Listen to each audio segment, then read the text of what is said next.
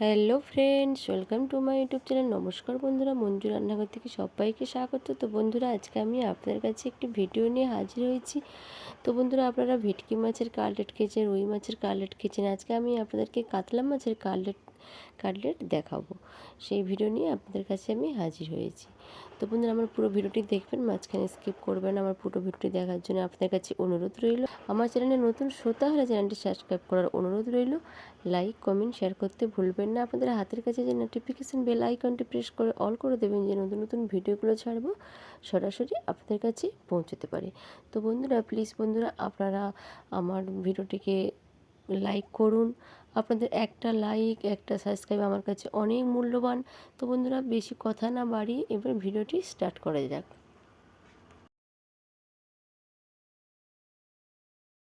বন্ধুরা, আমি কাটলেটের জন্যে প্রথম আমি মাছটা নুন আর হলুদ দিয়ে আমি সেদ্ধ করে নিয়েছিলাম। আমি নিয়েছি কাতলা মাছের পেটি। আমি সবগুলোই নিয়েছি পেটি। তো বন্ধুরা, আমি ভাপানোটা আপনাদেরকে কেন দেখাতে পারিনি, তো ওই কয়েকদিন দেখছেন ঝড় বৃষ্টি হচ্ছে, কারেন্ট ছিল না। তো বাধ্য হয়ে মাছটা যাতে না নষ্ট হয়ে যায়, তার জন্যে আমি মাছটাকে নুন হলুদ দিয়ে আমি ভাপিয়ে নিয়েছিলাম। তো আপনারাও অল্প পরিমাণে মাছ হিসেবে অল্প হলুদ, অল্প নুন দিয়ে মাছটাকে শুধু প্লেন সেদ্ধ করে নেবেন। এইভাবে সেদ্ধ করে নেবেন, যাতে আপনারা এই কাঁটাগুলো বাছতে পারেন। আর এর যে উপরের যে স্কিন বা এই যে চামড়াটা, এই চামড়াটা কিন্তু আপনারা নেবেন না, চামড়াটা ফেলে দেবেন। দিয়ে এবার আমি কাঁটাগুলোকে আমি বেছে দিচ্ছি। তো পেটি মাছটা নেওয়ার চেষ্টা করবেন। পেটি মাছের কাঁটা বাছতে খুব সুবিধে হয়, বড় বড় কাঁটা থাকে।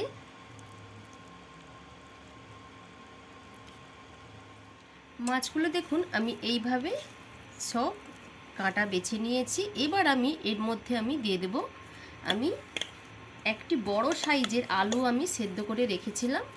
এই আলুটা আমি এর মধ্যে আমি দিয়ে দিলাম।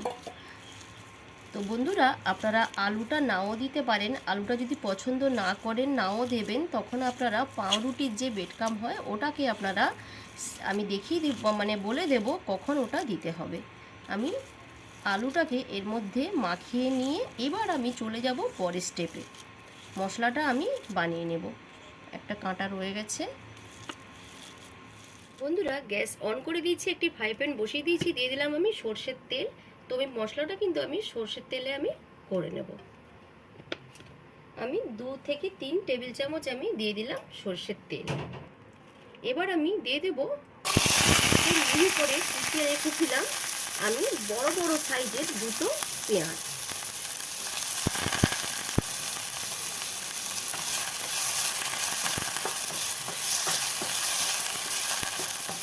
এবার আমি দিয়ে দিচ্ছি একটু আদা, আমি 1 চামচ গ্রেট করে রেখেছিলাম, আদাটা দিয়ে দিচ্ছি।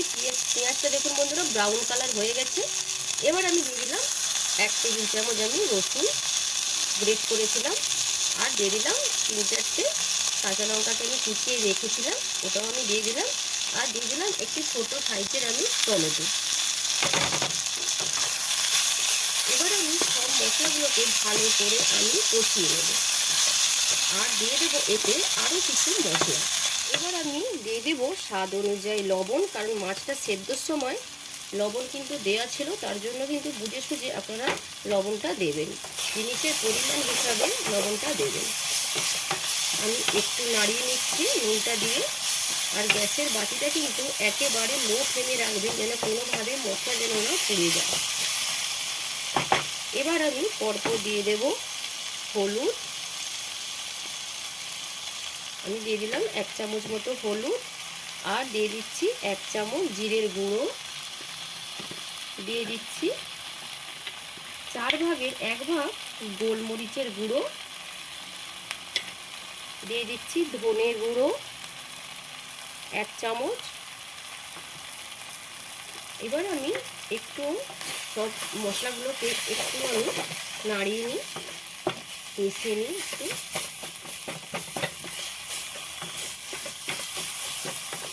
এবার দিয়ে দিলাম লঙ্কার গুঁড়ো, এটাতে কালারও হবে আর ঝালও হবে। এবার দেখুন চিনে বাদাম আমি ভেজে একটু গুঁড়ো করে রেখেছিলাম, দিয়ে দিলাম চিনে বাদাম। বা আপনারা যদি নারকেল পছন্দ করেন নারকেলও এভাবে কুড়িয়ে দিতে পারেন, এবার সবশেষে আমি দিয়ে দেব টমেটো সস। আমি দেখুন বন্ধুরা 1 থেকে 1.5 চামচ মতো দিয়ে দিলাম টমেটো সস। এবার আমি সব মশলাগুলোকে ভালো করে আমি কষিয়ে নেব। তো বন্ধুরা আপনারা চাট মশলাও এর মধ্যে অ্যাড করতে পারেন। আমার হাতের কাছে চাট মশলা নেই বলে আমি দিয়ে দিচ্ছি লেবুর রস। তো আপনাদের হাতের কাছে যদি চাট মশলা থাকে অবশ্যই দেবেন। চাট মশলাতে কিন্তু স্বাদটা আরও কাটলেটে বাড়িয়ে দেবে। আমি দিয়ে দিলাম লেবুর রস। আমি একটি লেবুর 2 খণ্ড আমি দিয়ে দিলাম।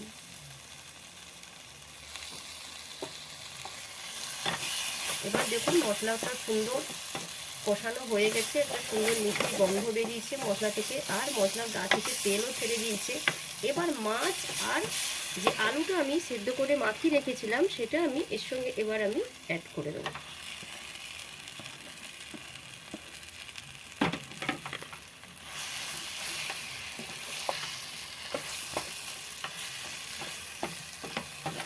তো বন্ধুরা আপনারা রেস্টুরেন্টে, ধাবাতে, হোটেলে এই কাটলেট খেতে অনেকেই পছন্দ করেন যান। তা সেই কাটলেটটা যদি বাড়িতে বানিয়ে ফেলতে পারেন তাই কতটা সুবিধা হয়, মজাও হয়। একটু বর্ষার সময় যদি এরকম কাটলেট বানিয়ে খাওয়া যায় খুব খুব ভালো লাগে। তো বন্ধুরা হয়ে গেছে দেখুন, একটা ডো তৈরি হয়ে গেছে। তো এবার আমি একটু কথা বলে নিই, যদি আপনারা আলু না পছন্দ করেন এতে যে ব্রেড ক্রাম্বটা যে আপনারা 3 থেকে 4 চামচ এর মধ্যে মাছের মধ্যে দিয়ে দেবেন, আর একটু ডিম ফাটিয়ে এর মধ্যে দিয়ে দেবেন, তাহলে বেশ সুন্দর মাখা মাখা হবে। এবার বন্ধুরা সবশেষে আমি দিয়ে দিচ্ছি ভাজা মশলার গুঁড়ো। আমি যে ভাজা মশলাটা করেছিলাম আমার চ্যানেলে আমি ছেড়ে রেখেছি, সেই ভাজা মশলাটা দেখুন পরিমাণে কিন্তু আমি অল্পই দিয়ে আমি নামিয়ে দিলাম। আর আমি দেব বন্ধুরা, আমার একটা ভুল হয়ে গেল, দেব একটু ধনেপাতা। বন্ধুরা এবার আমি দিয়ে দিলাম ধনেপাতা। তো বন্ধুরা এখন তো ধনেপাতার সিজন নয়, তো আমার হাতের কাছে ধনেপাতা নর্মাল যে ধনেপাতাটা আমার হাতের কাছে নেই। তো বাড়িতে আমি লাগিয়ে রেখেছি হাইব্রিড ধনেপাতা, গন্ধ কিন্তু একেবারে ওই ধনেপাতার মতোই। সেই ধনেপাতাটা আমি এর মধ্যে আমি দিয়ে এবার আমি নামিয়ে নিচ্ছি। দিয়ে এটাকে আমি এবার ঠান্ডা করতে দেবো।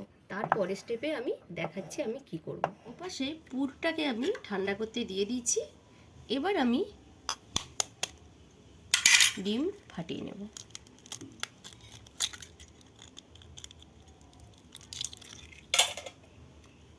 আমি নিয়েছি 2টো ডিম। আপনারা আপনাদের জিনিসের পরিমাণ হিসেবে ডিম বাড়াতেও পারেন বা ডিম কমাতে পারেন। এবার আমি দিয়ে দেব স্বাদ অনুযায়ী লবণ, আর দিয়ে দেব একটু গোলমরিচের গুঁড়ো, দিয়ে আমি ডিমটাকে ভালো করে আমি ফেটিয়ে নেব। আর একটু আমি দিয়ে দিচ্ছি কর্নফ্লাওয়ার। তো বন্ধুরা কর্নফ্লাওয়ার আমি দিয়ে দিচ্ছি 1 চামচ। কর্নফ্লাওয়ারটা দিলে কাটলেটটা খুব ক্রিস্পি হবে। এবার ভালো করে আমি ফেটিয়ে নেব।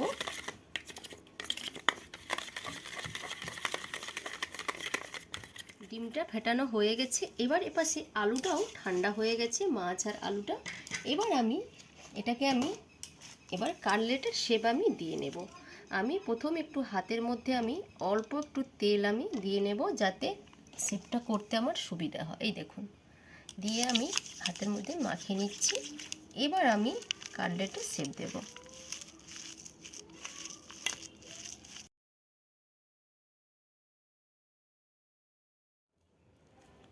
আমি দেখুন এভাবে আগে হাতে চেপে নিয়েছি, দিয়ে এবার আমি হাতের তালুর উপর রেখে এবার আমি শেপটা এবার আমি দেব।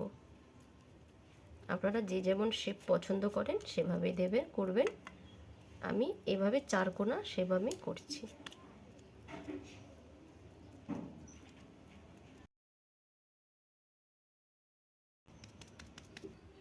দেখুন এভাবে আমি শেপটা করে নিয়েছি। এবার আমি দিয়ে দেবো ডিমের কোটিংয়ে।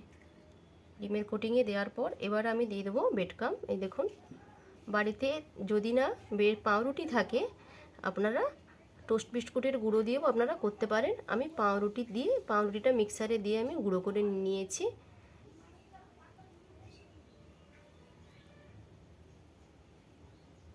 আমি ডবল কোটিং দিচ্ছি।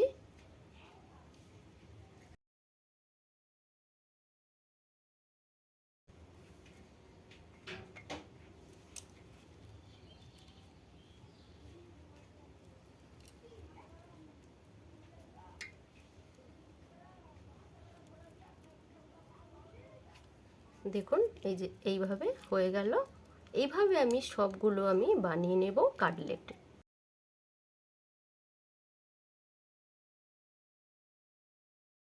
বন্ধুরা আমি সব কাটলেটগুলো বানিয়ে নিয়েছি। তো 3 পিস মাছে আর 2টো আলুতে আমার এতগুলো কাটলেট হয়েছে। এবার আমি ফ্রিজে আধ ঘন্টার জন্য আমি রেখে দেব, যাতে সেটটা খুব কাটলেটের ভালো হয়। তো আপনারা নাও রাখতে পারেন বা রাখতেও পারেন। আমি 40 মিনিট পর ফ্রিজ থেকে বের করে নিয়েছি। এবার আমি সবগুলো ভাজবো না, কিছুটা আমি ভেজে নেব। আমি কড়াই বসিয়ে দিয়েছি, তেল গরম হয়ে গেছে। এবার আমি এক একটা কাটলেট আমি ছেড়ে দেব।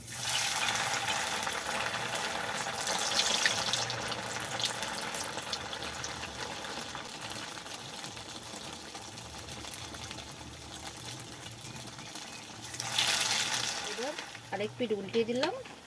এটাকে আমি উল্টে দিচ্ছি। তবে আগুনটা বন্ধুরা, তেল কিন্তু হিট করে নেওয়ার পর আগুন কিন্তু একেবারে কমিয়ে দেবেন, না হলে কিন্তু ফট করে উপরটা ব্রাউন কালার হয়ে যাবে আর ভেতরে কিন্তু কাঁচা ভাব রয়ে যাবে। হয়ে গেছে। এবার আমি তুলে নিচ্ছি একটি থালার মধ্যে, একটি প্লেটের মধ্যে আমি পেপার দিয়ে আমি এগুলোকে তুলে নিলাম।